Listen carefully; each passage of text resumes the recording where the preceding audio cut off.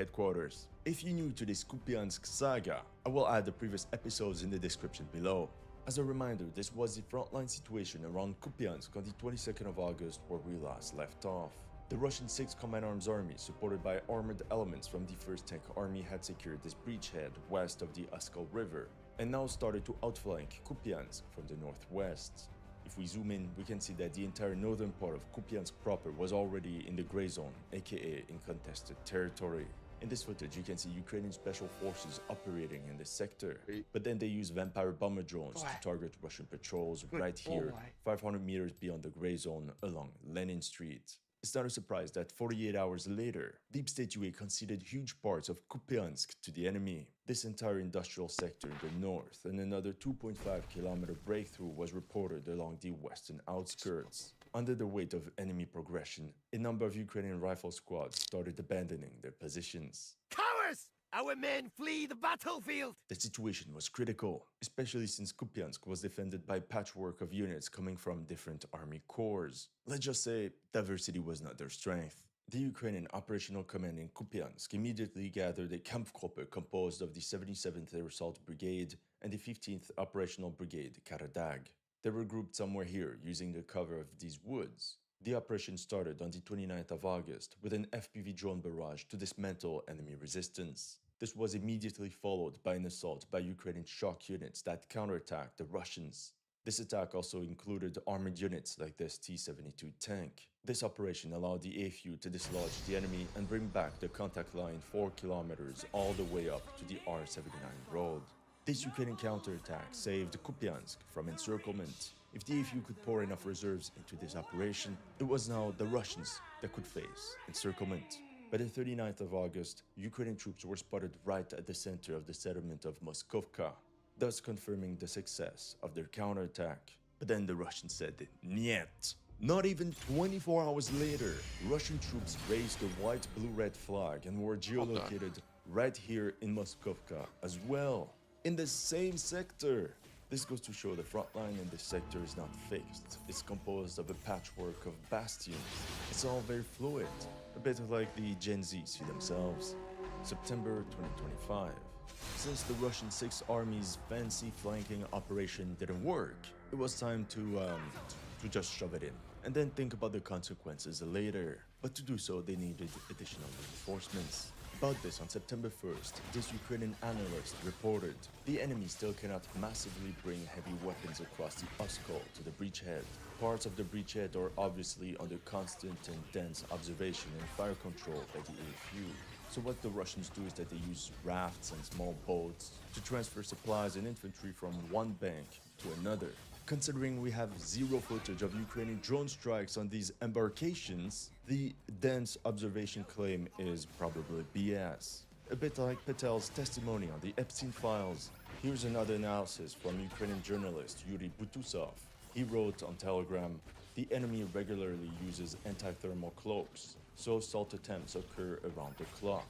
The main task of the enemy infantry is to reach cover in the gray zone for further accumulation, then try to move between forward positions, avoiding direct assault actions.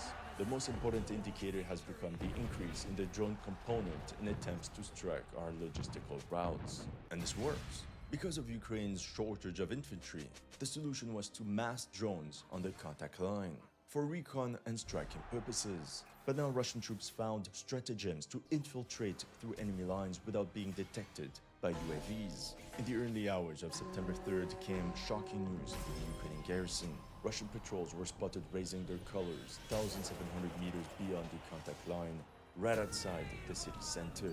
They were also geolocated here, next to the Spartak Stadium, here at the city electrical substation, and here near the TV tower on the 1st of May Street. However, in my opinion, all these flag demonstrations are part of PR stunts, like some sort of maskirovka, to spread chaos and doubt in Ukrainian ranks. That's another stratagem, psychological warfare. Perhaps this can push the defenders to abandon their fortifications without a fight. Many pro-Russian mappers frantically started adding all these sectors to Russian-controlled territory, but this will be disproven in the moment, because it's very easy for individual soldiers to raise the flag at a certain moment while being recorded by a drone and then just vanish. Doesn't mean the entire area is actually secured, but if they did this, it also means the Ukrainian front Big Best A, I heard wishes to from someone Ukraine, that your goddamn. first-time chatters get to pick the topic. What are your thoughts on NVIDIA buying billions of stock in Intel?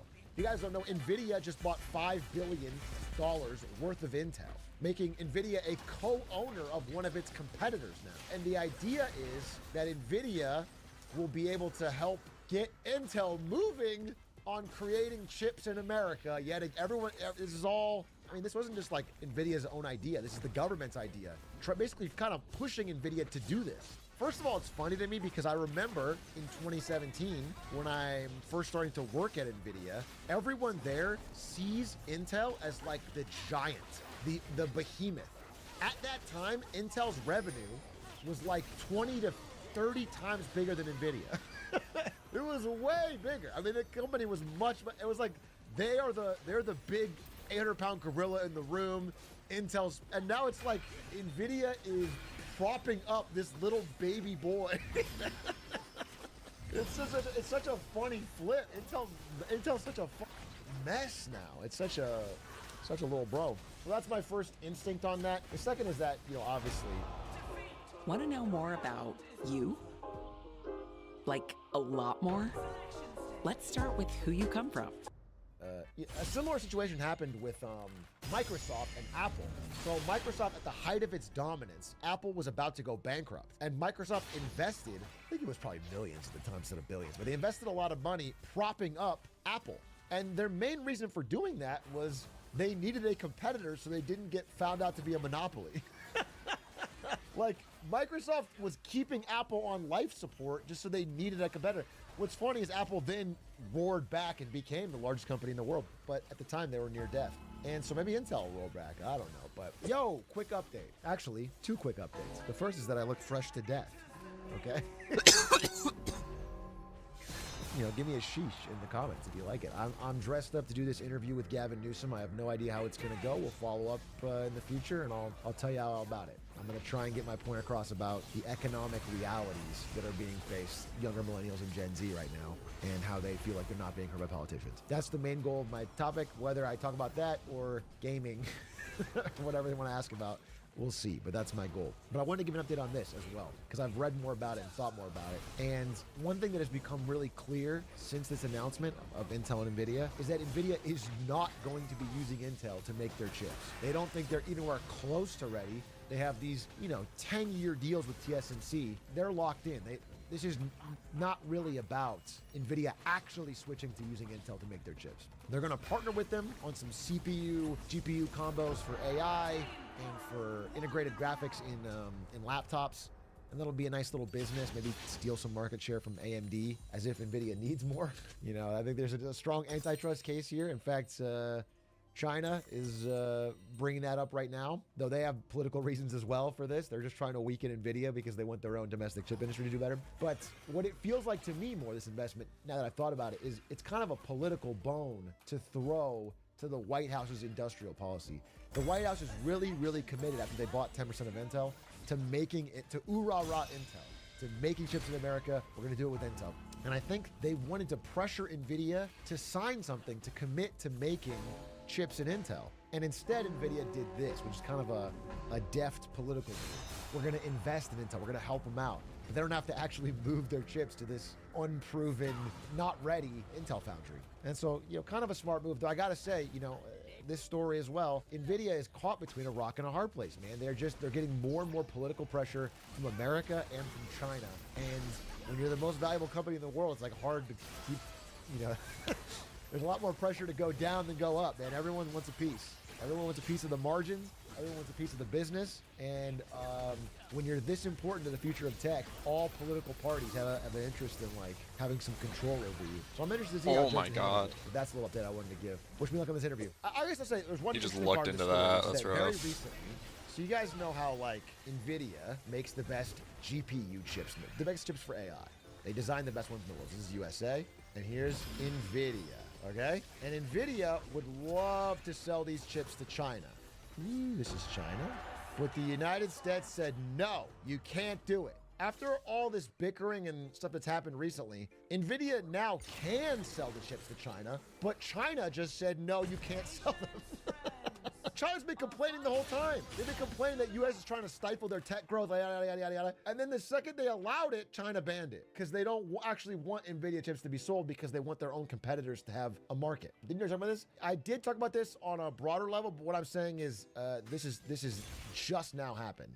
It wasn't just the specific model I'm talking about. China just banned tech companies from buying NVIDIA's chips. This is brand new. So now you just can't buy NVIDIA, which of course NVIDIA is scared and shocked about, which is one reason why they're more interested in being part of this Intel thing and trying to get, domestic chip competitor. Won't these chips still make it across the border? Yeah. NVIDIA chips will still find a way to get sold in China, but at the end of the day, if you're a Chinese AI company, it's a lot harder to get your access on enough smuggled chips. And if you're doing something like inference, which isn't as difficult as the training of AI models, maybe you would buy a possibly lower quality, locally made AI chip from China. If they get that demand, they'll get better at making chips and they can catch up to NVIDIA is the idea. I will say, sorry, I'm going off on this one more time, but I will say that I've always made the case that when a government tries to ban something from another major country, they are starting the clock until that country figures out a way to not need you anymore. That's why I said US banning chips from being sold in China was stupid. But it's happening now with China. China has tried to restrict and control rare earth metals from being able to go to the United States, which of course caused a bunch of money and interest and pressure into creating our own rare earth supply chain. Now there's still a ways to go, don't get me wrong, but this is what happens. You can't have an indefinite permanent advantage. It's not like Spice in Dune. Everybody has human beings capable of adapting eventually in some way. How do you money rare earth metal in America? It's not all mined in China. It is produced and refined in China. It's mined all over the world. Rare earth metals are not rare. They're actually, that's the misnomer. They're not rare. You can get rare earth metals fucking anywhere. What you need is factories to refine them, and that's where they all are in China. It's never been more over. And you linked YouTube creators. What is this? This is YouTube AI-generated monkey playing the ukulele. Bring your imagination to, oh, dude. All right, everyone, time to get funky. Imagine being able to build anything just by thinking about it. Meet Base 44, a complete AI creation platform made for anyone with an idea. And I'm less worried about this. This is whatever. Listen, someone will make something funny with this. Because no matter how slop this is, someone can make it creative. What I'm more worried about is, have you guys noticed? I saw this because I got recommended Game of Thrones YouTube shorts. It was like clips from the show. Why the f are they putting this weird AI filter on every fucking clip? What is it? It's so weird. Why are they doing it? I don't understand the business reason. I'm watching a clip from a TV show and all the skin looks waxy and pale. And it looks so, it's like this clip did not need a filter on it. It's just from That's a show. wild. Oh, is it get around copyright? Is that why they do it? That would actually make sense. Real skin is kind of What is oh, your take is I don't know what my teammate's doing. Your take is that we have to put a filter on everything because real people's human skin is too ugly. That's an interesting take. I don't agree. I don't walk around and go, man, I wish everyone's skin was waxier. I wish it looked more fake and weird. Yeah, I thought it was very odd. I guess, and actually, you know what? You saying that takes some of the pressure off me, though, because I actually thought it was YouTube adding it as a platform. But you're telling me the uploader probably added it to get around copyright, and that I can understand. It is from YouTube. Wait, make up your mind. Is YouTube adding an AI filter to... I don't know if that's the build he wants. He could literally just go YouTube tank. has been automatically applying an AI-powered upscaling and enhancement process to some user-uploaded shorts, altering videos by unblurring, denoising, and improving clarity. What the f is this? So they are doing this. Why? Well, either way, it's stupid, all right? Just don't automatically change people's content. That's crazy. H-Rock hates innovation. Shrug. I hope they will denoise the film grain out of 12 Angry Men so I can sit through. I hope, I mean, this is just my dream, right? I hope they add a cute little AI-generated penguin on a skateboard to the background of Schindler's List so I don't get so bored watching it. If they could just cut in, take all these classic films, chop them up into shorts, and then add little fun characters to the background so it's like not so goddamn boring. That would be peak. The Godfather, but with a zany Godfather. Yeah, make it zanier, you know? Make it goofier. Will Smith should be eating spaghetti in the background of every YouTube short. The goofy father. Scorsese's gonna put Minecraft parkour in every film he makes now. God willing. God willing. Because honestly, I watched The Irishman and I was a little bit snoozer. There's a little Minecraft park. And Scorsese, you can go crazy with it. It doesn't have to be just like the stock footage. You could have like Chris Pratt, for example, do some Minecraft parkour on a green screen. And then like he's jumping in place and then you add the Minecraft. That would be fucking sick. And that would be, to be fair, you also fell asleep during Minecraft parkour. Yeah, I have high standards. I only want Minecraft parkour, but I only want it from Scorsese. Okay? I'm sorry that I expect more. You're telling me you wouldn't watch all of... Dude, I saw... What was this article? God, I hope I can find it. Yeah, here it was. Gen Z only watches TV through social clips. Hollywood is scrambling. People are just watching the bite-sized pieces of shows. And it's funny because it's like, yeah, it's crowding out even organic social media. Like the idea, people are just watching like Hollywood is working round the clock with $100 million budgets to make movies that you're gonna watch 10-second bits of. It's what Quibi should have been if they were smart. It's crazy they fucked up something as simple as short form video for Quibi. I can't believe you raised $2 billion to make an idea where you have to watch a 10-minute full video and you can't use your phone while doing it. I have to be fully attentive to Chance the Rapper's Punked. What a good idea for a business. Hey, Truck, thank you for book pilling me. I have read so many books this year because of you. You're welcome. I like that you're now book pilled. It better be smut only. You better be on Book Talk. It better be about like a werewolf and an orc or something. 9-part series called the... I don't know. I don't have a name for it. It's called the Orc-G. No, it wouldn't have such a crass name. They wouldn't call it a crass name. That way they can put it in the aisle at Barnes & Noble under like teen books. And then it turns out it's like 100% smut. The Monster in Me. Holy shit, yes! It's called The Monster in Me. But it's not about the werewolf inside of you. It's about the werewolf inside of you. Holy shit. That's a banger. That's a banger, dude. The shorts of TV shows are actually the thing that makes me pull the trigger and watch it. Just seeing clips of Chernobyl made me see it, but I torrented it. But he torrented it. This. I actually did a wins and fails back close about this, about how Hollywood was realizing that these short form clips were actually driving interest in their actual product. And unlike you, some people do actually end up paying for the ability to watch it. However, it is funny to be like, actually it triggered me to go out there and find it, and I pirated it so they didn't get $1. So I stole a clip to watch it, and then I watched the full thing by pirating. So that'll really justify the spend on that multi-million-dollar TV production. I'm not gonna actually watch Suits just for clips. How can someone watch more than one Suits clip and not realize they're watching the same clip every time? What is the point of just watching the same clip of Suits over and over?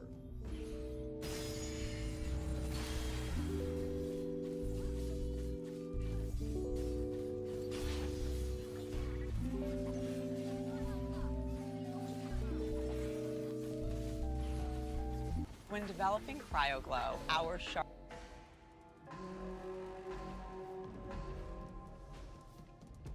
I'm sure this won't be divisive or inflammatory at all.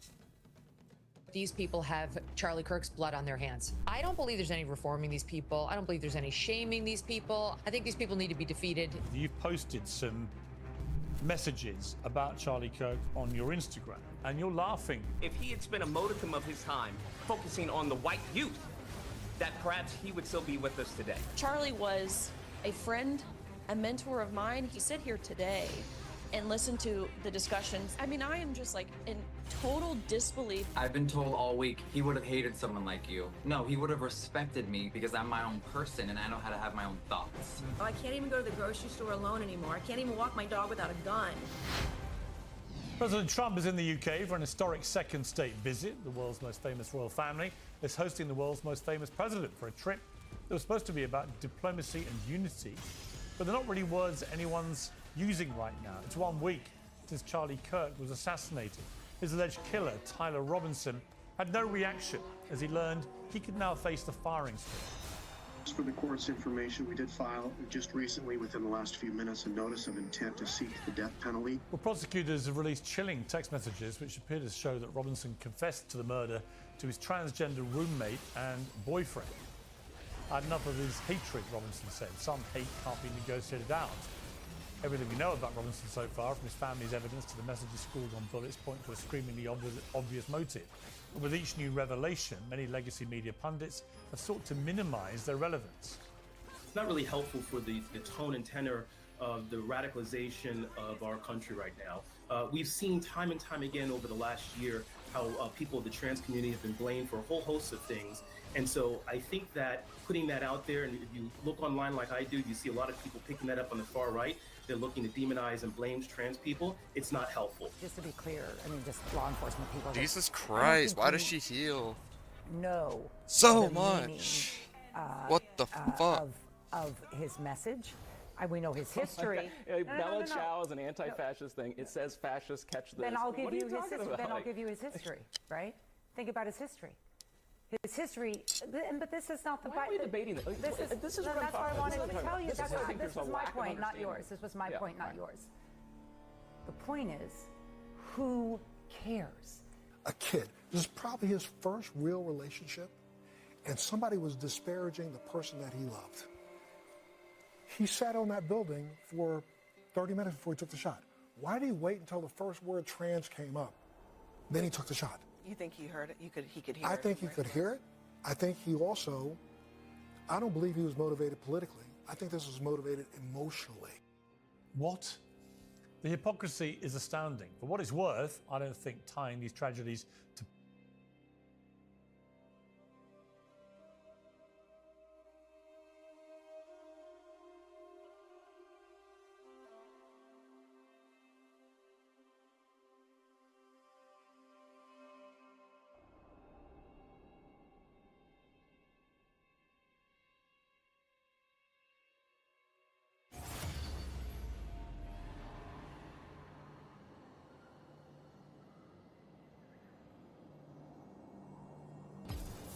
I swear that someone like asked him about it and he's like, yeah, it's crazy, it's crazy. The Democrats will make you crazy.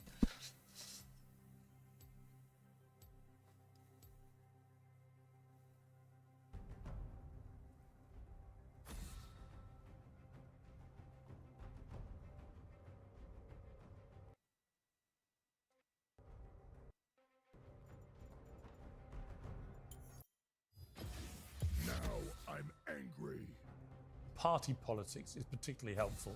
The common theme has deeply disturbed people who spend too much time on the dark corners of the internet and have no purpose in life. But if a liberal star had been gunned down by a Christian family values assassin from the right, how many of these people who would now be yelling, "Who cares?" And didn't President Biden hold a national address to say MAGA Republicans were the nation's greatest danger? If you care about motives, it works both ways. And on the subject of dishonesty and hypocrisy, the Attorney General Pam Bondi is facing a bipartisan backlash for saying this. There's free speech and then there's hate speech. And there is no place, especially now, especially after what happened to Charlie, in our society. Do you see more law enforcement going after these groups who are using hate speech and putting cuffs on people so we show them that some action is better than no action? We will absolutely target you, go after you, if you are targeting anyone with hate speech, anything, and that's across the aisle. There is no First Amendment. Why am I telling this to the American Attorney General? There is no First Amendment exception for hate speech, as many guests have reminded me on the show since we launched. You can and should be repulsed by the people mocking Charlie Kirk and his grieving family. But the organised witch hunt, searching for reasons to hound them out of their jobs, feels a little bit too close to the cancel culture that the right, quite rightly, have always tried to resist. Let's not forget that Charlie Kirk died fighting that kind of culture. Well, joining me now is the host of the Megyn Kelly Show, Megyn Kelly. Megyn, great to have you on our show. So I just want to start by saying how sorry I am to you on a personal level for the loss of Charlie Kirk, because I watched you on the day it happened. I saw how emotional you were. I saw how much this had personally affected you, and it really moved me. And so just on a human level, I'm really sorry for you and your loss at losing your friend. Just turning to the reaction, though, so many parts of this really concern me. Obviously, the killing itself, horrific, that someone should be shot dead for their opinions. The way that so many on the woke left, young people, so gleefully raced to celebrate this on social media, joyously celebrating and reveling in this brutal murder of a young father. And then to watch the very liberal skewed mainstream media, you and I have talked about this a lot, but look at the tortured ways they are trying so hard to avoid saying the obvious about this shooter and trying to find something, anything, to excuse what he did. All of it is grotesque. Yeah, first of all, thank you for that, Piers. It was a devastating day, and unlike anything I've ever experienced or want to experience again. You know, Charlie and I weren't the kind of friends who were meeting for dinner, but I've had him on my show over 15 times in the past year and a half. Like, I'd had him on tons of times. I've been on his show tons of times. We did a bunch of Turning Point events together, and I spoke with him many times backstage, and so I felt like I knew him as a friend and knew what he stood for. Not to mention all the countless hours I've seen him on these college campuses and all the prep you do when somebody's coming on your show. So I do feel like I knew who he was. I really do. And he was total goodness. I mean, he was truly a happy warrior. The picture that's being painted of him by his detractors now bears no resemblance whatsoever to the man I knew. And they didn't. They didn't. Because I see the few who will bother to offer evidence of their views that he was this terrible guy, a racist, what have you. It's helpful. I appreciate when they say why they thought that, because I'm familiar with almost all of the incidents that they used to batter Charlie, and they're fake. It's fake news. Charlie was honestly the most optimistic person in our movement. I mean, I was saying to Tucker last night, I say it to you too, I think the rest of us are way more cynical mofos than Charlie ever was. You know, we've been in the business a long time. We're pretty cynical. That's what happens to you when you're a news person. Charlie wasn't a news person.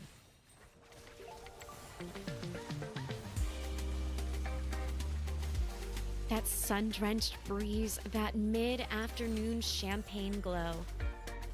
He was like a prophet in some ways, who was speaking the good word while using those biblical principles to try to persuade people over to his political worldview. And it gave him like an optimism and a happiness and a joy and a benevolent kindness in dealing with these kids on college campuses that, frankly, the rest of us have probably lost a long time ago. At least I certainly have. And that leads me to my point in response to your second points. I don't believe there's any reforming these people. I don't believe there's any shaming these people. I don't believe reaching out across the aisle will do anything to improve things with these people. I think these people need to be defeated, and we need to move on from them. You know, I don't want anything bad to happen to them, but the answer, as far as I can see, is to grow our own ranks. That's it. We have to drown out their voices. We have to answer their voices with our own. We have to grow more conservatives and independents who are sane and would never back political violence. There's so many people I detest on the left. I mean, it's a long list, whose death I would never dream of celebrating. Never. There's only one right response when somebody gets assassinated or murdered, and it's, my God, I'm so sorry. I'm so sorry for their family and their friends. What is the world coming to? And so there's no convincing them they've made an error or that we should all get along and they shouldn't celebrate our deaths. We just have to keep saying all the things that we've been saying and say it louder and more compellingly and do it from fortified spaces so that we cannot be hurt while doing it.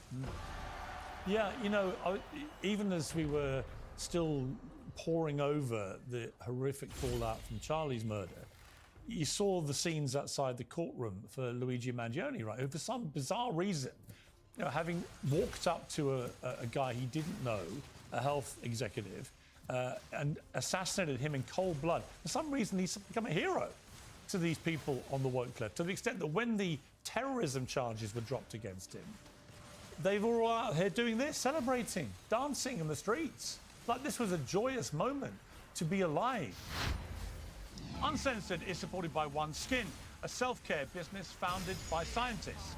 Their patented OS1 peptide is scientifically proven to target aging at the cellular level. It's what powers their skin and sun care products. Now it's targeting age-related hair loss and thinning too. OneSkin's scalp serum, OS1 Hair, is getting rave reviews, as you can read for yourself. All right, It's that not works, just that works. talk. OneSkin scientists did a clinical study showing that after 6 months, participants had significantly thicker That hit. and denser I'm so hair. tilted. If you're ready to give OS1 Hair a try, you can get 15% off your first 3-month supply with the code PEERS at oneskin.co. I don't fucking hit that. I'm sorry, but these people have Charlie Kirk's blood on their hands. They 100% have Charlie Kirk's blood on their hands, because this is what Holy you get fuck, when that you damage. celebrate political violence. You get more of it. What do you think this shooter, Charlie's shooter, thought was going to happen to him? He thought that he would become a hero amongst certain pockets on the left, and he has. He has. Just go on Blue Sky, and that foments more political violence. I mean, there should be universal condemnation. Universal condemnation. Now the left is saying, oh, well, it's cancel culture to fire people who are celebrating Charlie's death. That's ridiculous.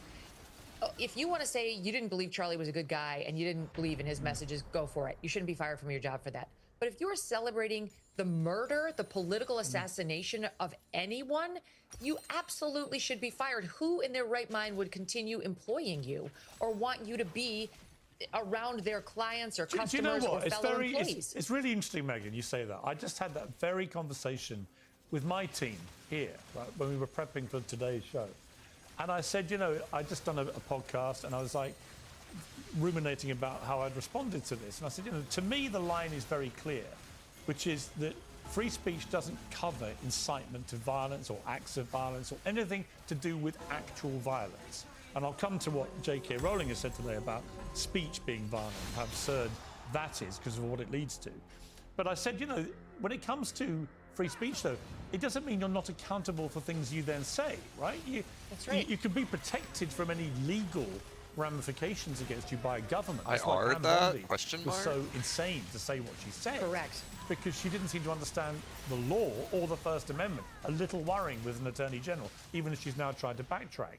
But the reality is, if you're a doctor, a nurse, a professor at Harvard, if you're a teacher in a kindergarten school, whatever it may be, if you have a job like that and you are seen gleefully celebrating somebody's murder, then it is highly likely your employer will take a view that you are inappropriate for that position. And I said to my team, you know, if one of you said this, honestly, if one of you reveled publicly on social media in somebody's murder like this, I said, I wouldn't want you Except here. they're like And we all lumping go, literally "No, everything nobody would in want with that person reveling there." in But it. that's Yeah. not, I that's feel not an like infringement of your free speech. literally just rights quote his own words in back terms of to the him government coming after you or the law. on how people should move It's just like on from accountability this. for what you say with employers. You're the bad guy.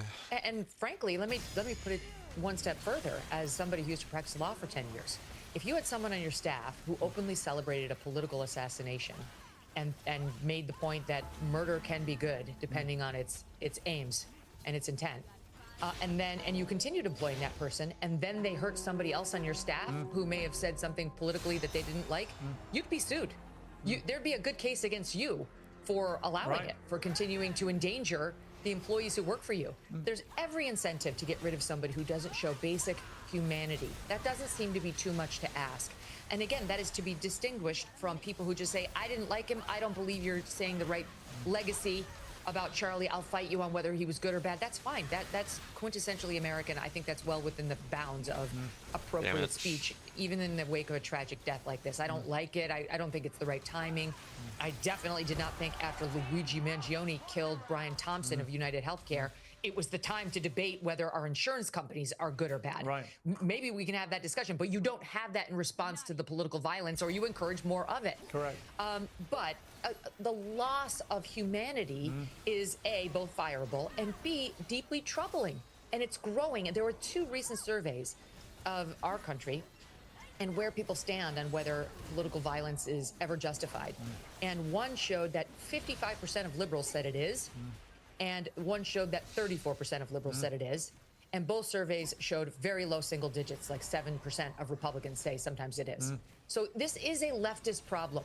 And the reason it remains a problem, I mean, there's many reasons why it's a problem, but the reason it remains a problem is the thing that you just showed, where the left, first of all, refused to accept, as we saw early on, first of all, it was Charlie Kirk who was shot.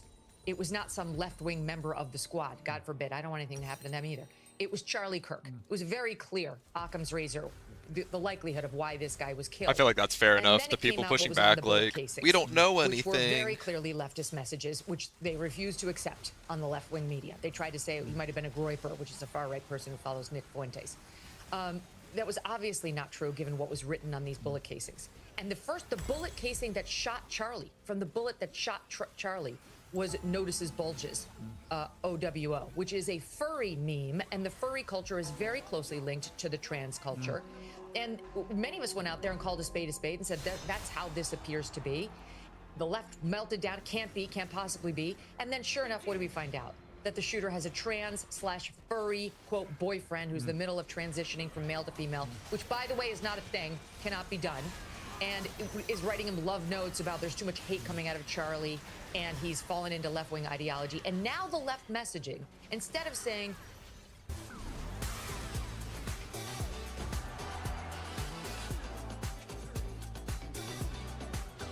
How does he have so much damage?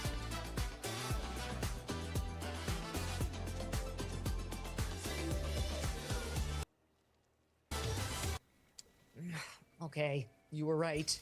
Sorry. We're going to really have to take a look at our own messaging around these issues. Says, what does it matter, Juliet Kayyem? What does it really matter what the motivation was?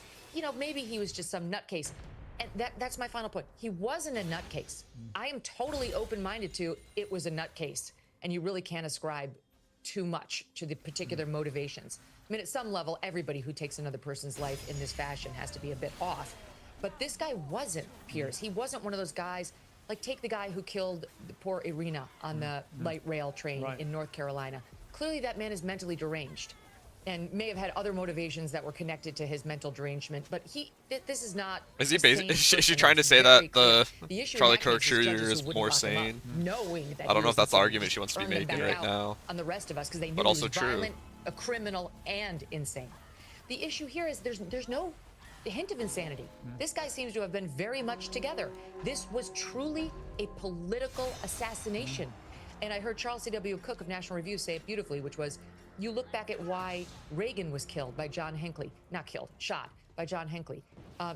He was a nutcase. He went to the mental asylum. He was doing it to impress Jodie Foster. That's not somebody who's moved by political rhetoric against Reagan. But look at who killed Martin Luther King. That was political violence. He was against the civil rights movement. He was a racist.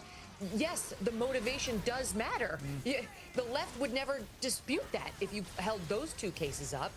And this case seems pretty clear. We're dealing with a sane young man who was politically motivated to take down Charlie Kirk. How did he get there? What were the influences? Totally fair questions that need to be honestly answered. 100%. Just a final point before I let you go, Megan. I know you've got a busy day. The language that people have used on the left for so long about Trump and Trump supporters, Hitler, Nazis, fascists. When you see the anti-fascist insignia on the bullets, with one of the bullets, I've felt for a long time that if you keep using those analogies, those grotesque analogies about Trump and his supporters, then eventually people on the left who are... But to some extent, you're just kind of like bastardizing the word fascist if you don't agree that it's like one of the most fascist administrations this is actually the new in almost 100 years. If these really are the new Nazis, they represent an existential threat to America. I need to kill them.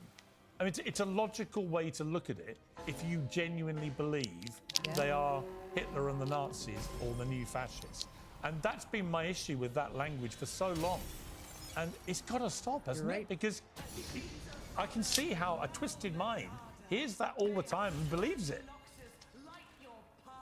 Yes, and yet there will be no stopping them. If they didn't learn that lesson after Butler, they're not going to learn that lesson. Right. They really believe it. First of all, some collection of them really believes that Trump and his supporters are fascists and all white supremacists and Nazis, so they're not going to back off of it. They're committed to that rhetoric because they think it's truthful. And secondly, there is a part of them that is enjoying the political violence. You know, I mean, back to the polls I just referenced. There is an unhealthy faction on the left that would like to see more people on the right get killed, actually get killed.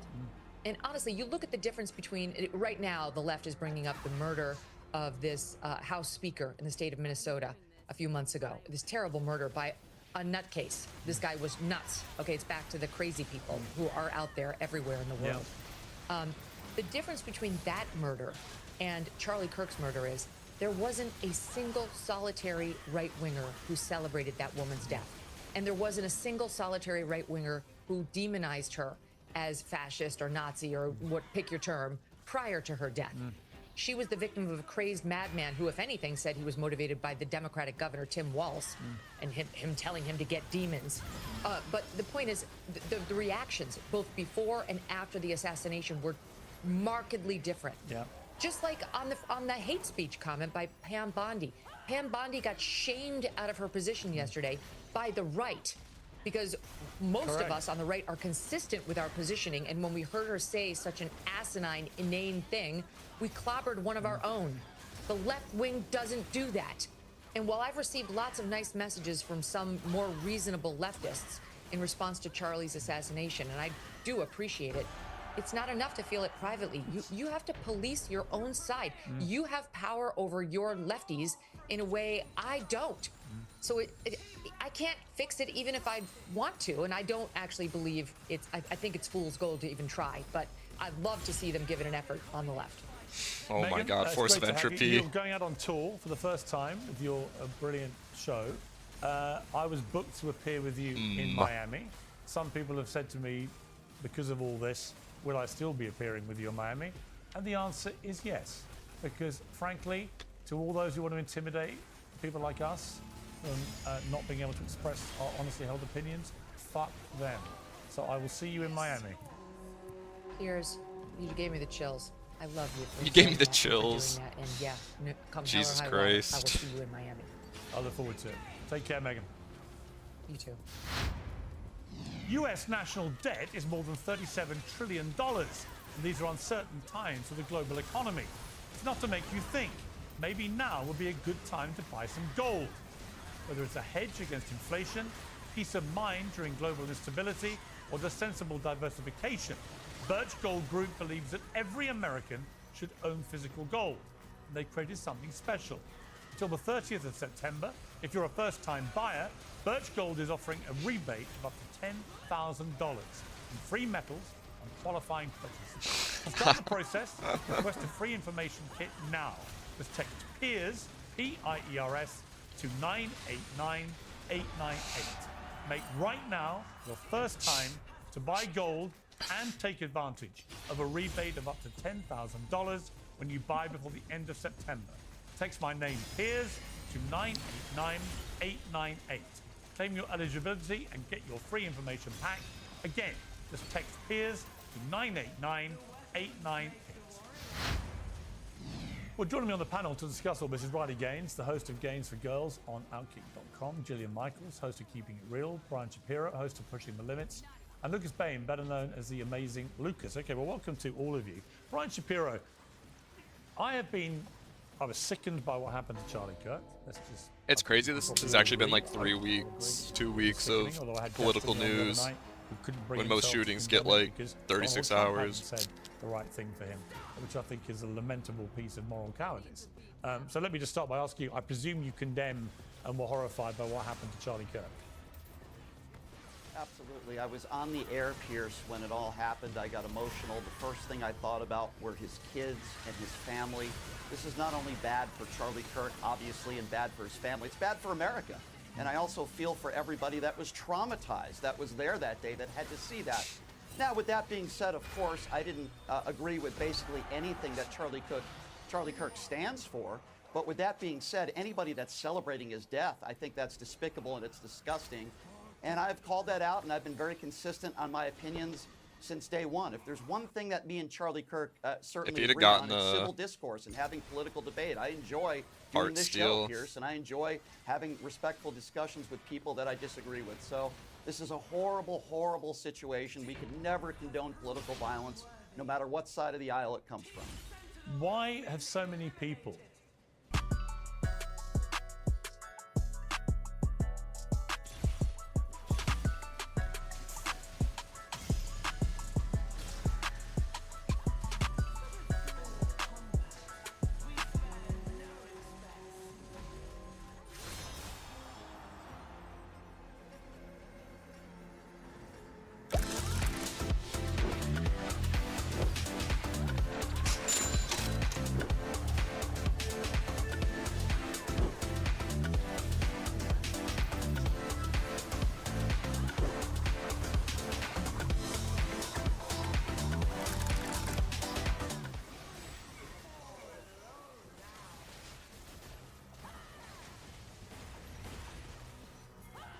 on the far left, the woke left, being so brazen in their gleeful celebration of what happened to Charlie Kirk? Well, my response to that, number one, is I'm not on the far left, so I certainly don't speak for them, but there's people on both sides of the aisle. I know Republicans don't want to hear that, but there are crazy lunatics on both sides of the aisle that celebrate really horrible things that happen to people in America. I don't agree with them, and if you're on the far left or the far right, and you celebrate anybody getting murdered, then there's something wrong with you. And I don't feel bad for any of those people that were fired for celebrating his death. I think it's disgusting. Now, if you're just talking about him and saying, well, he wasn't a good guy, here's why I didn't like him, here are some of his quotes that he said in the past, I don't think you should be fired for that. I think there's a way to call out political violence and say Charlie Kirk didn't deserve this. I feel for his family, but I didn't like Charlie Kirk and I didn't like what he stood for. I think you could make both points respectfully. Okay, Luke has been, pointed out to me that you've posted some messages about Charlie Kirk on your Instagram, which we're going to show here. One is a post that's a parody of a Jubilee debate. I'm doing one of these myself soon, titled Charlie Kirk versus Bullet. Can one bullet to the neck outsmart one conservative? Well, that was a short watch. Number two is a mocked up promotion poster called Kirk and Twerk at Neck of the Woods and hashtagged both Charlie Kirk and his widow. And the third was an image of a sunrise titled God Works in Mysterious Ways with the hashtag Charlie Kirk killing and praying hands as an emoji. And you're laughing as I show these. Why do you find this funny? Well, let me just say that I actually am a big advocate for dark humor. And I happen to have gotten a bit of a taste of that over the last, I don't know, maybe decade or so when it came to the right and their memes of George Floyd, happy birthday being sober for 5 years. When they came to their memes of Breonna Taylor, when it came to their memes of Trayvon Martin, the Trayvon Challenge, right? When it came to their memes of Tamir Rice. So I don't know what the issue is. I think I'm engaging in the freedom of speech that the right has been advocating for these last 10 years and mocking and making light of Black Death, something that Charlie Kirk himself did time and time again. As a matter of fact, I would argue that if Charlie Kirk, instead of focusing his time on Black culture and Black on Black crime, if he had spent a modicum of his time focusing on the white youth, that perhaps he would still be with us today. Are you pleased he's dead? No, absolutely not. How did you feel about his murder? I don't think. How did you feel about his murder? How do I feel about his murder? Yeah. Well, I think a quote by a great author sums up the sentiment of millions of Americans around the world, and that is, some cause happiness wherever they go, others when they go. And I think that's a sentiment that is palpable amongst many Americans around the world due to the hate and vitriol and bile that Charlie Kirk sowed. So I think there was a just to be clear, unless I misheard you, then you are happy he died. No, I don't think as far as happiness is an emotion that you literally just read me a quote which implies you're happy. You talked about some people's death bring happiness. The purpose of the quote was to say that there are some people who have caused harm and death and turmoil to other groups of people, such as Charlie Kirk, whether it's Black people, whether it's trans people. No, I heard the quote. The list just to be goes on. clear, you said that the quote ends in that their death brings happiness. but you've denied that you were If we happy. lose this, I might need When you tell me a quote when you tell me a quote like that, I presume from that quote you're implying that actually you are happy he died because he deserved it. He had it coming. No, not at all. I don't think those are ever words that I've ever mentioned verbatim ever. I think there is a sentiment that when someone who lives their life in evil and wickedness, according to the scripture, the power of life and death is in your tongue. And the hate and the vile and the venom that he spewed, I don't know what to tell you. As the scripture says, as he professed, you live by the sword, you die by the sword. I think his focus should have been on a community that, clearly is in problem.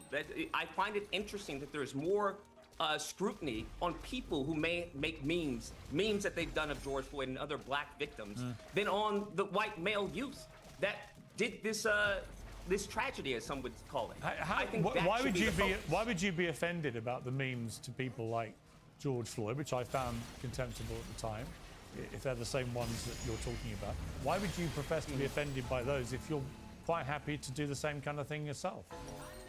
I think the point that I'm making by the memes that I'm putting out, which clearly has caused outrage and triggering, I find it a bit hypocritical that the people for years who said fuck your feelings are now overwhelmed with feelings at the moment.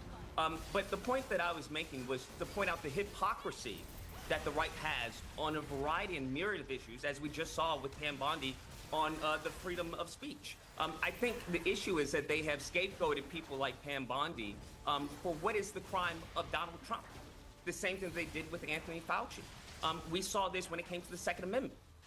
They banned bump stock ban. They had a bump stock ban under Donald Trump while they were fear-mongering about Biden take away your guns. But as we saw, there was no outrage, there was no protest, and we come to find out that it was unconstitutional. So I think this hypocrisy is ubiquitous within the right, and I think my memes expose that hypocrisy. And what about your own personal humanity?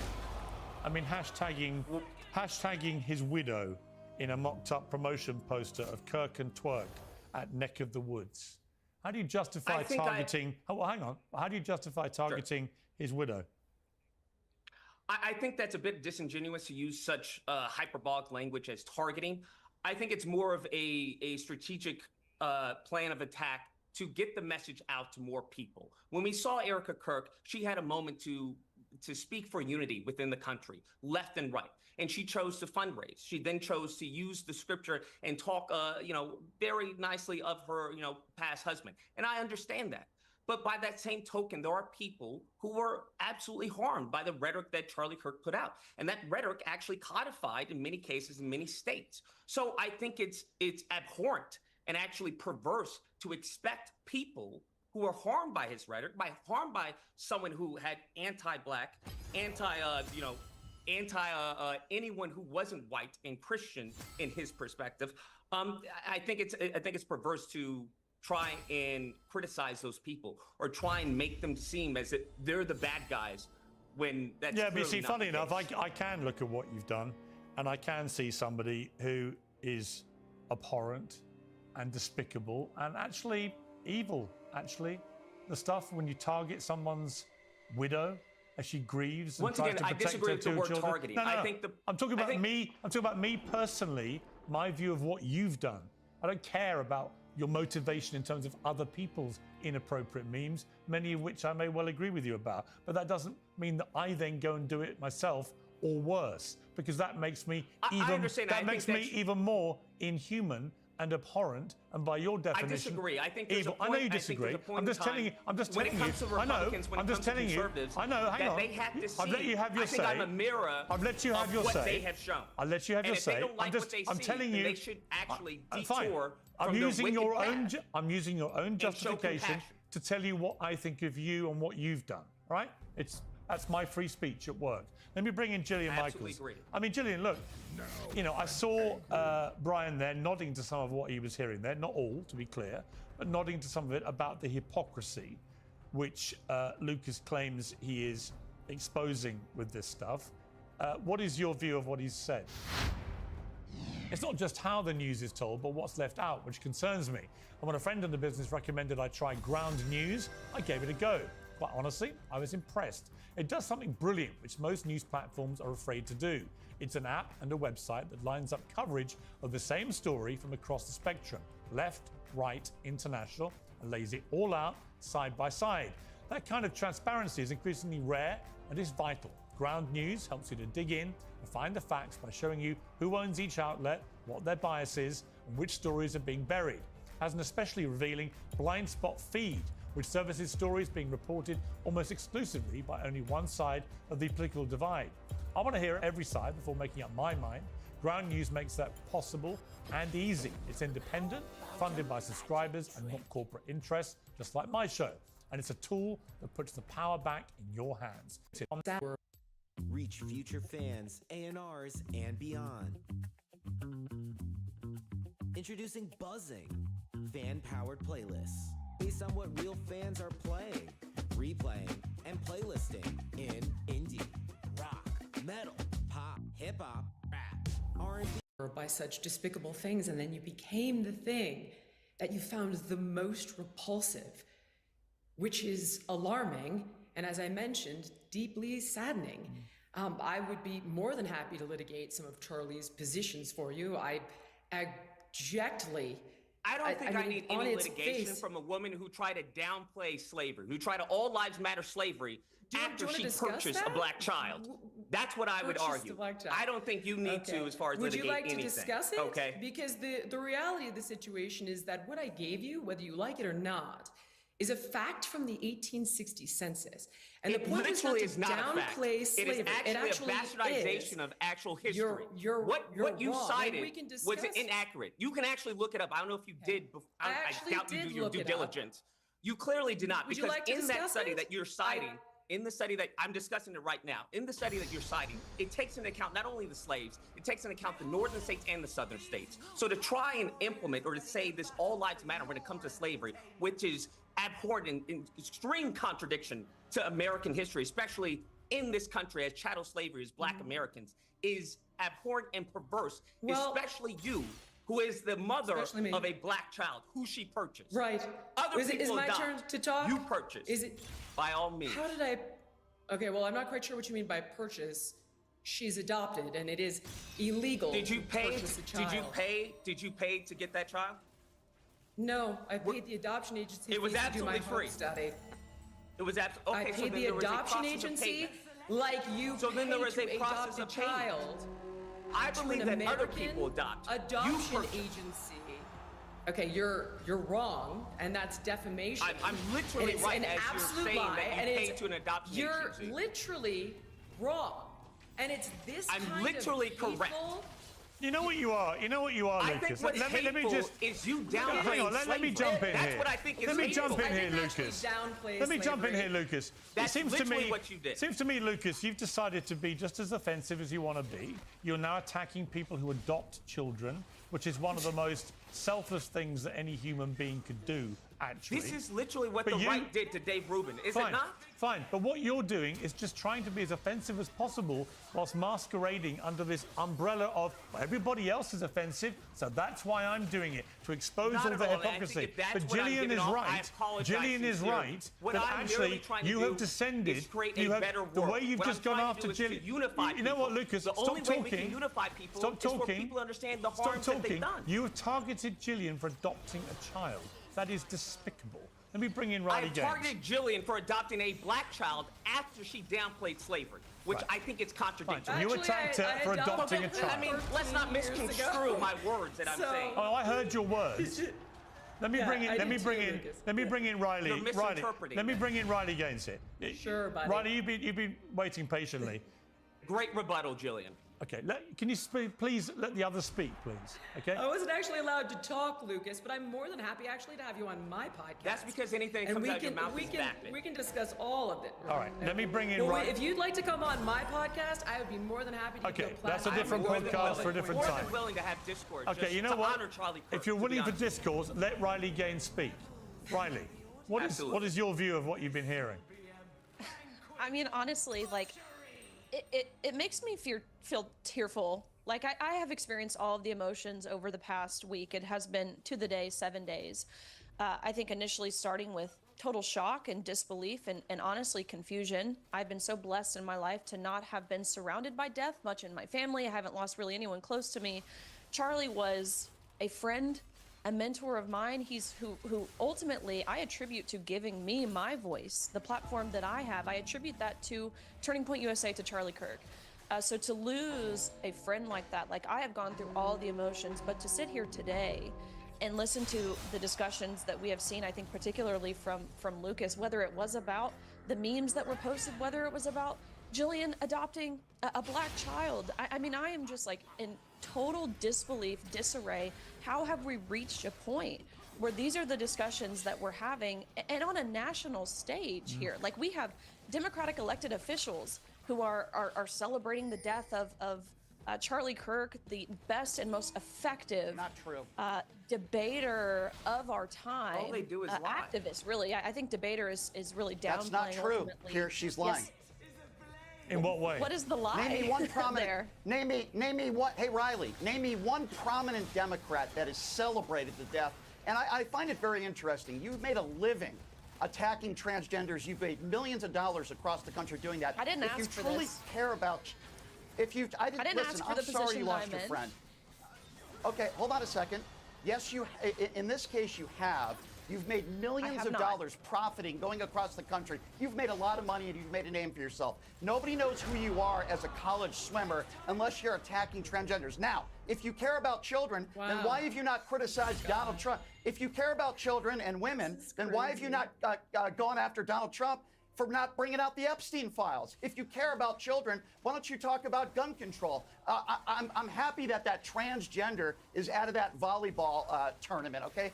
But there's more important things that we should be talking about, and you profited off of attacking transgenders with your hatred towards transgender people. Nobody knows who you are as a college swimmer. People know who you are because you go around the country attacking transgenders, Riley. That's Goddamn, who you he's are. going in.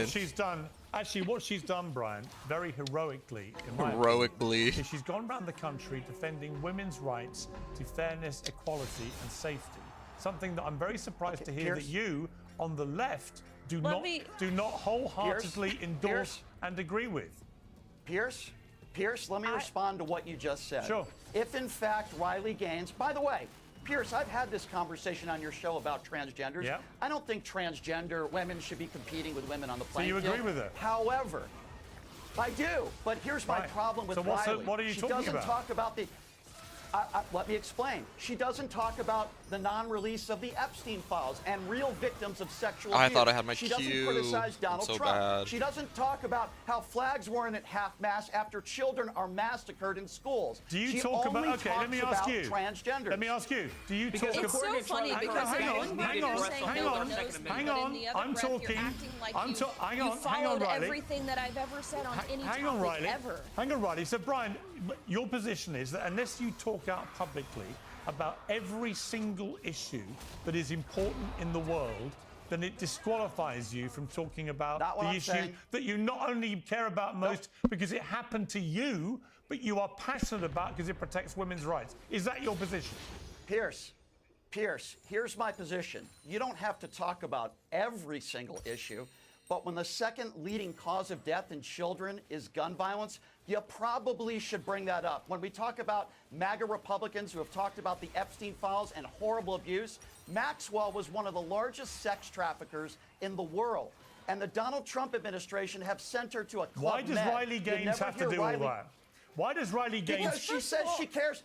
No, Riley Gaines cares because she about. said, let me answer. Riley Gaines cares because a very tall, muscular, powerful male called Leah Thomas said suddenly, who was a very moderate, unsuccessful male swimmer, suddenly said, "I'm a woman," and then began destroying women in the women's pool. It was clearly grotesquely unfair, unequal, and actually dangerous. And we saw the same thing happen in a boxing ring in Paris in the Olympics. And for Riley to be condemned by you, for Riley to be condemned by you because she doesn't also talk about other issues is absurd. Anyway, First of all, that's not even true. You know what? We'll come back to this. I'm just going to hold the panel here for a moment. A brief timeout. I've been joined by Republican Congresswoman Nancy Mace. Nancy, welcome back to Uncensored. It died. We're just having a kind of slightly insane debate, in my opinion. But there's a lot of insanity flying around at the moment. Want to know more about you? Like a lot more? Let's start with who you come from and where. What was it like there? And how did you end up here? Why do you look like mom, but act like dad? And what are you passing down to the kiddos? Grab an Ancestry DNA kit and see where it takes you. Learn more than ever at Ancestry.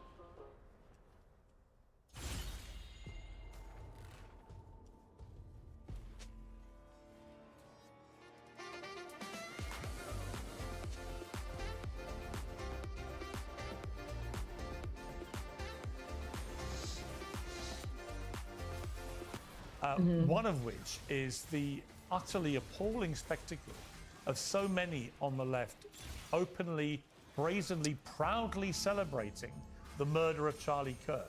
How have we got here as a society?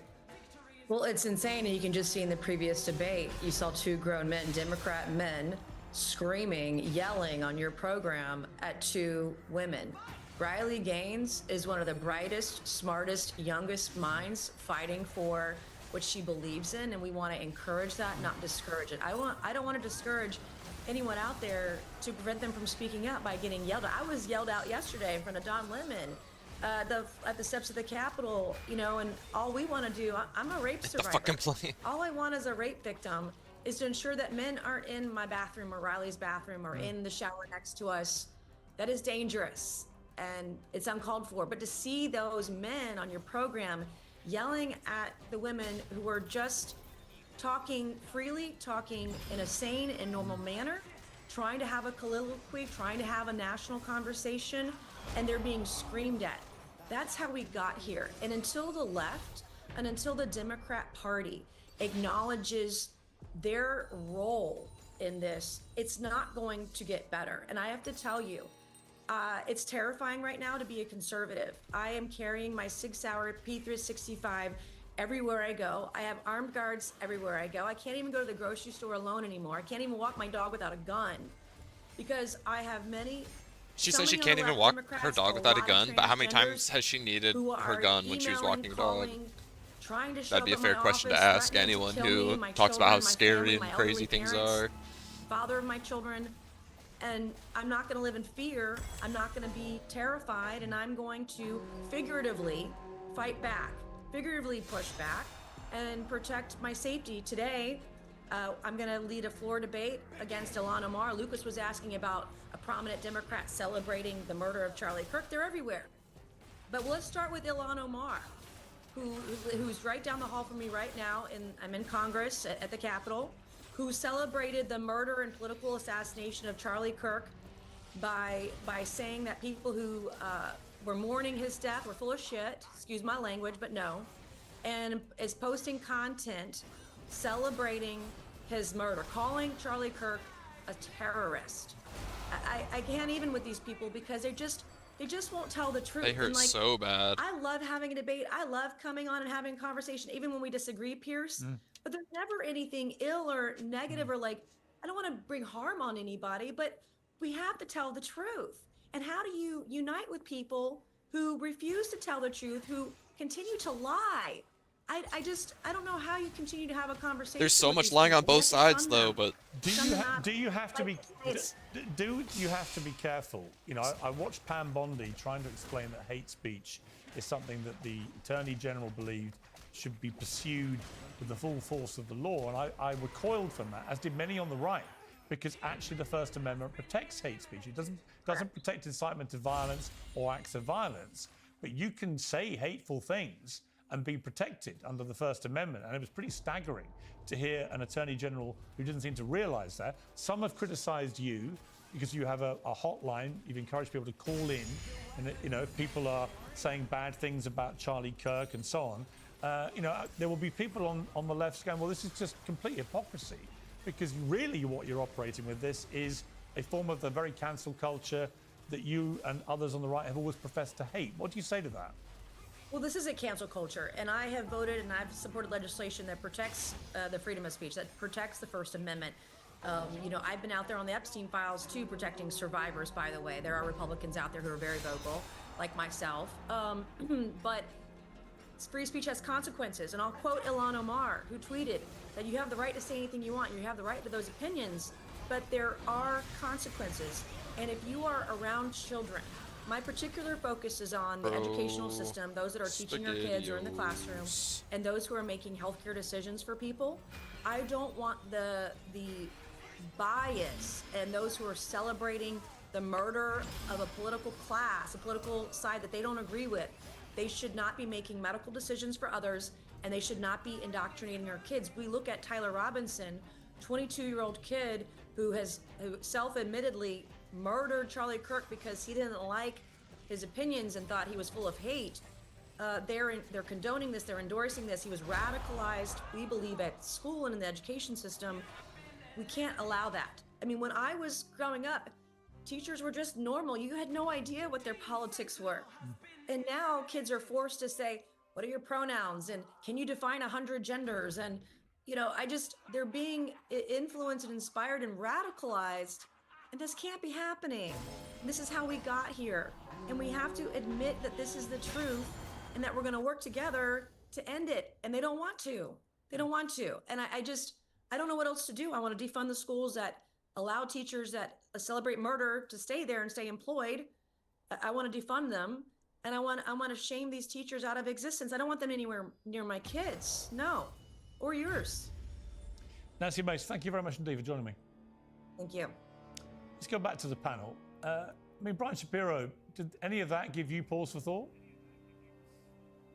Well, first of all, I find it ironic that Nancy Mace is talking about telling the truth, yet she's the person who blamed the shooter in the Charlie Kirk murder as a transgender. I find that very ironic. She also called me a Democrat. I'm not a Democrat. I'm a registered independent that is anti-Donald Trump. So I want to be very clear on that as well. Listen, now she mentioned Ilhan Omar. If that's true about Ilhan Omar and she made those statements, I totally disavow that. But I don't think anybody could name me 3 Democrats that are celebrating Charlie Kirk's death that are elected officials. Number 2, every Democrat out there is saying this is wrong for the most part, political violence, we should never celebrate it. And all the right is doing is blaming it on the radical left, including Donald Trump. Nancy Mace wants to say to bring people together.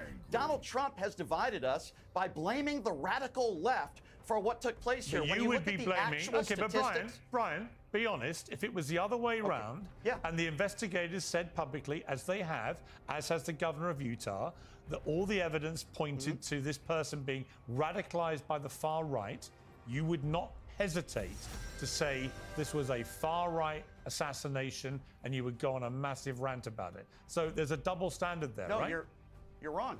You're wrong. I don't do that, Pierce. You could look at my social media. No, you're wrong. Here's what I do. I call out political violence on both sides. If you recall, Pierce, that wasn't my point. No, hang on. I'm not disputing that. Yeah. I'm just saying if he was a radical right, if he'd been radicalized by the right, I don't think you would be saying people shouldn't be talking about the radicalization. The reason why, Pierce, I ever bring up the radical right is because the right never takes responsibility, literally, for anything. But nor is the left. They blamed Donald Trump. Nor is the left.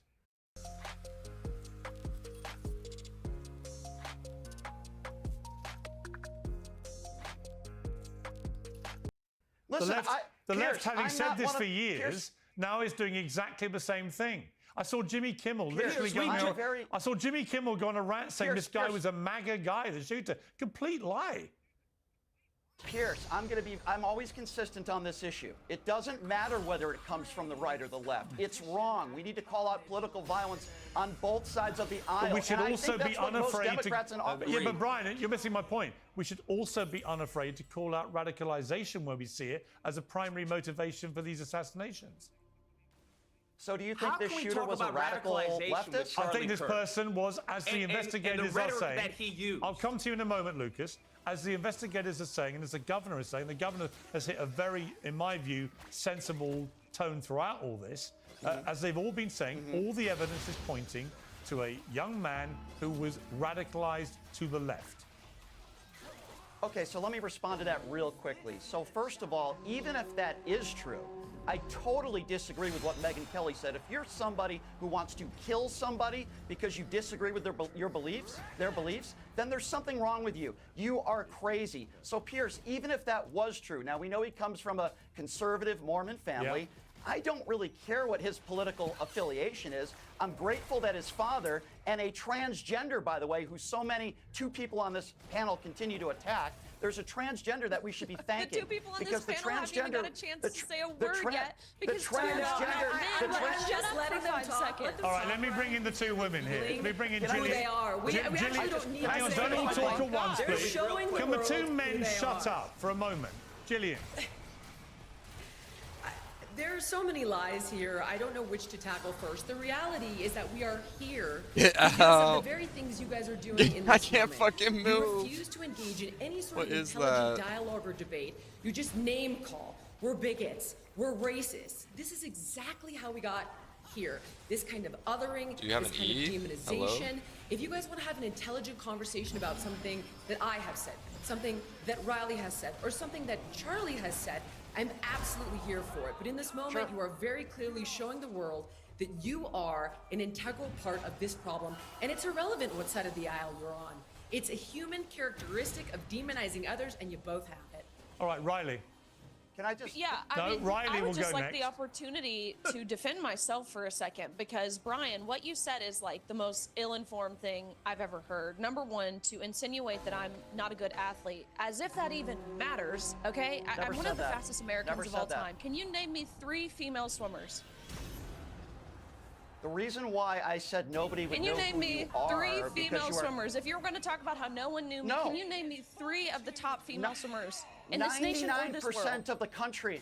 99% of the country can't name 3 female swimmers. The only reason why we know who you are is because precisely. you're past transgenders 24/7. Why did my athletic ability, which, again, one of the fastest in the nation, and the world really for that matter, when I was competing, why did that have anything to do with anything? Are you saying only the best female athletes, only the best of the best, only those who are winning Olympic gold medals deserve fairness? Is that what you're saying? Make it clear to me, please. No, what I'm saying is... Okay, perfect. Okay, so I'm going to continue on now to say that I have not been a voice for the Epstein victims. So you don't want me to respond ridiculous. to your question? This is a recent tweet that I put out that I got a lot of flack for. I said, I serve Christ, not a politician. That being Why won't said, Donald Trump release the Epstein files? We are going to act like the proven harm and abuse of Because Epstein he's in 'em. cause never happened. His victims deserve so much better than that. There is no line to I walk when sidestepped it comes that. to sex trafficking, especially of children. So to Okay, slander Riley, may I ask me you a question? and say that I have not been a voice Riley? for the Epstein victims is ridiculous. Okay, I Riley. have been a voice for Riley, the may women I ask in you a Muslim question? countries, in Afghanistan, in Yemen, in South Sudan, Okay. who are under Sharia law, who don't get to get an education, Riley. who don't get to go to the gym, who don't get to go to the doctor. Like, I have been a voice for all these women. So to sit here and Okay, act like you know understood. me, number one, is Riley? ridiculous and Riley? entirely defamatory. Okay, Riley, can I respond? Okay, Riley. Now that I'm done, Understood. absolutely. Let me ask. Okay, so Riley, when Donald Trump bragged about going into teenage girls' locker rooms on the Howard Stern show, are you willing to condemn Donald Trump right now on the program, or the fact that he's a liable sexual abuser and a 34-count felon? He bragged about going into teenage girls' locker rooms. If you care, which I believe you do, by the way, Riley, if you care about young women, are you willing to condemn Donald Trump for going into teenage girls' locker rooms without their permission? I think any man who violates a woman's privacy, safety, fairness when it comes to athletic competitions is detestable and condemnable. Say it by name, you Easy coward. peasy, lemon I didn't. squeezy. Hey, Pierce. Say it by Pierce, name, Pierce, coward. This is why I That's bring what you this should up. say. I'm so glad she said that. She went back to transgenders and she didn't answer my question. So I will try to ask it again. I said Riley. nothing about Are you willing transgenders. to? It's telling She that said you insinuate when You I'm just talking said about fairness in fairness, sports. that I'm talking May I? about men. Women's She won't answer the May I question. address the galvanizing Just that was did. made by Jillian? Any man. Can I just finish this Any real quick? man's She won't spaces. condemn. So that She won't answers condemn Donald Trump for anything. sound Yeah, like a he's little definitely child was who's reading a throwing little too I much think that into would it. include- To be Pierce, she fair, won't I think condemn that this, includes She won't answer the Pierce. question. All right, let me bring in She Lucas. won't answer the question. Let me bring in Lucas to Any respond. man. Fair, I Let believe Lucas that respond. To be fair, she didn't name him by name, but I think that would include Donald Trump. But to bring up as far as the galvanizing, which is, I think, what we're witnessing is gaslighting and political schizophrenia. At its What? Because when we talk about galvanizing, we have to look at the body of work that Charlie Kirk did. Whether it was to, once again, dehumanize black people, to say that black women were low IQ and non-deserving of their positions, right? Whether it was to bastardize as far as a black American lexicon, whether it's the perversion of woke, or whether it was the perversion of black fatigue, something that was crucial to black history, even to this day, whether it was the perversion of CRT, I think it's absolutely diabolical to say that this is coming from the left when Charlie Kirk spent most of his life to do that. I think when he talks about Black Death, when it's Trayvon Martin, Breonna Taylor, all these people that he vilified, all these people that he could care less about. But you want to know something? There is not one mention of Daniel Schaefer. I mentioned Daniel Schaefer. White man killed, police brutality. It's not one mention of Jared Lackey on any of his posts. I mentioned Jared Lackey. White man tased to death, police brutality. There is not one mention of Kelly Thomas. There is not one mention of Ryan Whitaker, killed, shot in the back, white man, because he was playing video games too loud. So to say that they care about, police brutality, they care that it's not galvanizing. They are galvanizing. Charlie Kirk and other people like him are galvanizing their audience to, ironically, to promote a white victimhood complex on a certain group of white individuals who feel disassociated with society currently. All right, Brian, hold fire. Same thing that they argued that was happening to black people. They are now prophetizing. All right, I just want to ask Jillian. You made your point. I just want to ask Jillian a question. I'm going to come back to you in one moment. We're going to bring in another guest now, Jeffree Star, who's a cosmetics influencer. Thank you very much indeed for joining me, Jeffree. You've gone viral. You've gone viral this week for this TikTok live. Let's run store. 30 chairs, non-squeak. 15 non-wobble. Let's run Lights. Let's run store. He encouraged everyone to speak about their beliefs, whether he believed them or not. Am I a Republican? Not No, really. He did not encourage, like, if you're a radical leftist pro-trans something, you'd be like, you need to shut up and go to church. You'll never get far in life. Not, You are sick in the head. oh, I really respect that opinion. Like, maybe that's something I should think more Oh, about. God, please. Because if you believe in vain thems, you're part of the problem. If you're so stupid enough to go against science, please unfollow me. Jeffree, what happened to you as a consequence of that going viral? So about 100,000 people have unfollowed me this week for speaking about Charlie, the entire thing. I can't believe so many people in America are cheering and praising his death. It's honestly disgusting. So while I was live streaming, I found out about what happened in real time, and it was so horrifying and devastating. I followed him for a few years. Do I agree with everything he's ever said? Of course I don't. But I loved a lot of what he said, and it resonates with me. But the good news is hundreds of thousands of more people have followed me, and they're on the exact same page. So I don't care about the following. It's not about that. I just had to speak my mind. Have you been surprised, shocked, depressed by the reaction? I mean, I'm genuinely stunned. I thought I'd seen everything in the news game going back 40 years.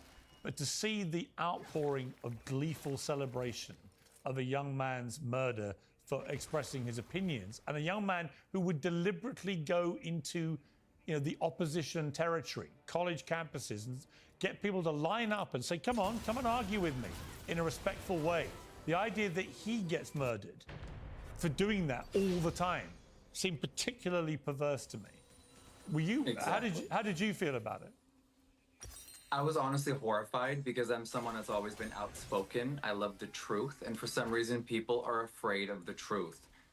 I've been told all week, he would have hated someone like you. No, he would have respected me because I'm my own person and I know how to have my own thoughts. He would have thought you were So a crazy when I saw it in real time, lunatic. I was completely devastated. But he would have respected you like as a believe human, someone I that has guess. an opinion is now dead. It's disgusting. Yeah, Brian. In her, like, do you crazy find it ass mind, disgusting, the I don't know, reaction Jeffree, his. that Jeffree's had? Yeah, absolutely. 150%. Absolutely. I think anybody Would've who thought she was a loon. celebrates Charlie He Kirk's was a death is loon. absolutely disgusting. And I applaud you for, doing the right thing and being a good human being and saying this is horrible. Charlie Kirk didn't deserve this. I feel for his kids and his family. Doesn't mean we have to agree with everything Charlie Kirk stood for, which obviously I don't. But for the people that are attacking you on social media, I mean, I've gotten death threats as well. It's despicable, and I feel for you. We should be able to have a respectful dialogue about Charlie Kirk, and I would certainly welcome that with Jillian, and I have some questions for her if we have the time. Well, ask her now. Well, Jillian, hi Jillian. I agree with you. I think respectful conversation and political discourse is good. It's one thing I have in common with Charlie Kirk. Here's what I would say, ask you about. The day Paul Pelosi was bludgeoned with a hammer, the day after that, Charlie Kirk went on his podcast. He made jokes about it, and on his show, he asked his listeners to donate. Like that's exactly it. How did he become such a fucking saint after he died? Are you willing to admit that that's also wrong? Because Charlie Kirk did that on his show. If Charlie did that, I 100% agree with you. I haven't seen that.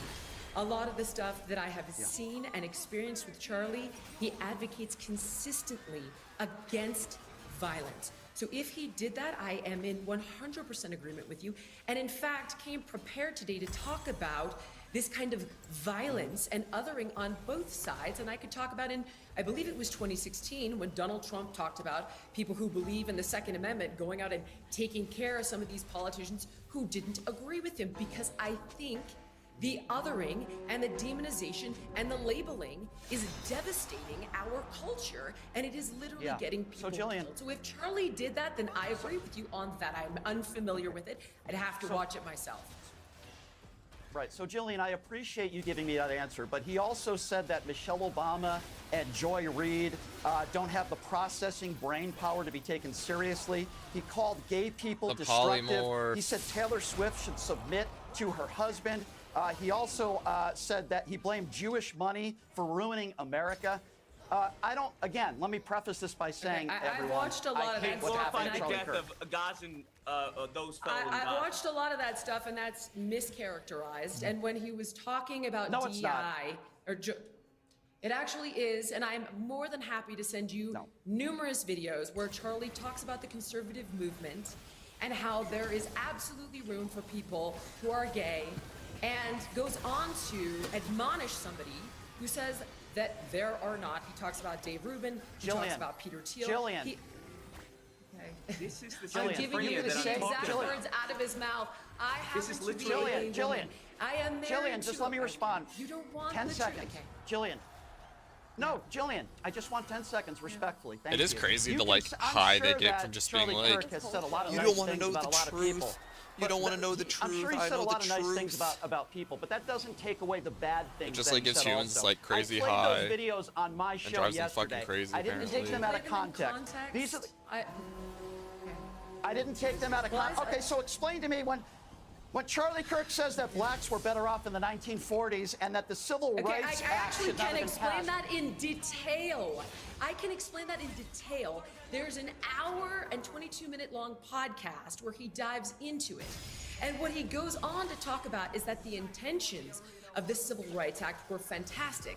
The desire for equal opportunity, but that because it was so broad and so vague, it made room for things like demanding equal outcomes. He cites a case where teachers in New York have to take a basic standardized test, okay? And this started in the 1980s and the 1990s.